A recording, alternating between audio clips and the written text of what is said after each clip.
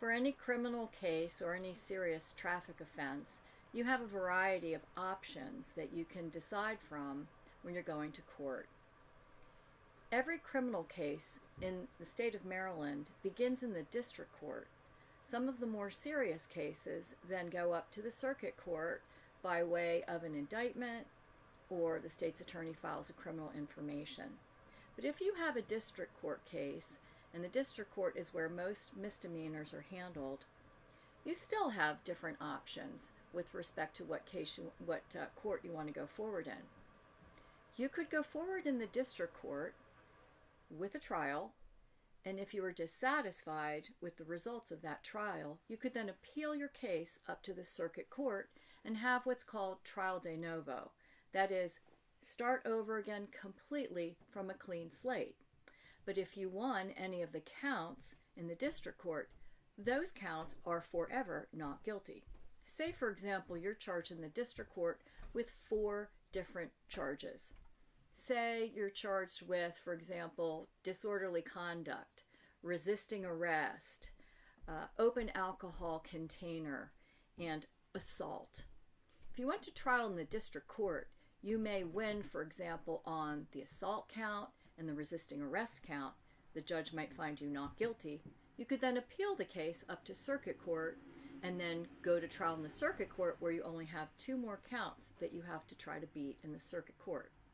The district court conducts trials in front of judges. There are no juries in the district court. In order to have a jury trial, you would either make a jury demand in the district court and go straight up to circuit court where the juries are, and then have your trial in circuit court, or by way of appeal, which I've just described, and then you can have your jury trial on, for example, the 2 counts that were left in that situation.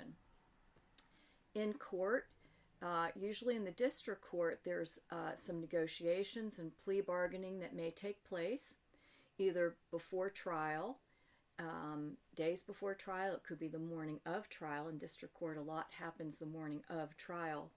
And then the lawyer's job is to extend to you what your different options are. Sometimes, and usually, you will have an option to take a plea bargain. That means the state does something for you if you do something for them. It's completely up to you if you want to accept a plea offer or if you want to reject a plea offer and try the case. I'll be prepared to do whichever you prefer. A plea bargain is usually the state's attorney will give some sort of concession in exchange for your plea of guilty to something. For example, if there are multiple charges, the state's attorney may drop some of the charges. They may give a recommendation to the judge as far as sentencing. These are possibilities that could happen by way of a plea bargain. I, as your attorney, would explain to you what's been offered in exchange for your plea of guilty if you want to go with a guilty plea. It is completely your decision if you want to appear before the court with a not guilty plea or a plea of guilty to something that was arranged by way of plea bargain. If you choose a not guilty plea, we enter the plea of not guilty and we have a trial to see whether the state can prove the charges against you beyond a reasonable doubt. You are presumed innocent under the United States Constitution unless the state can prove your guilt beyond a reasonable doubt.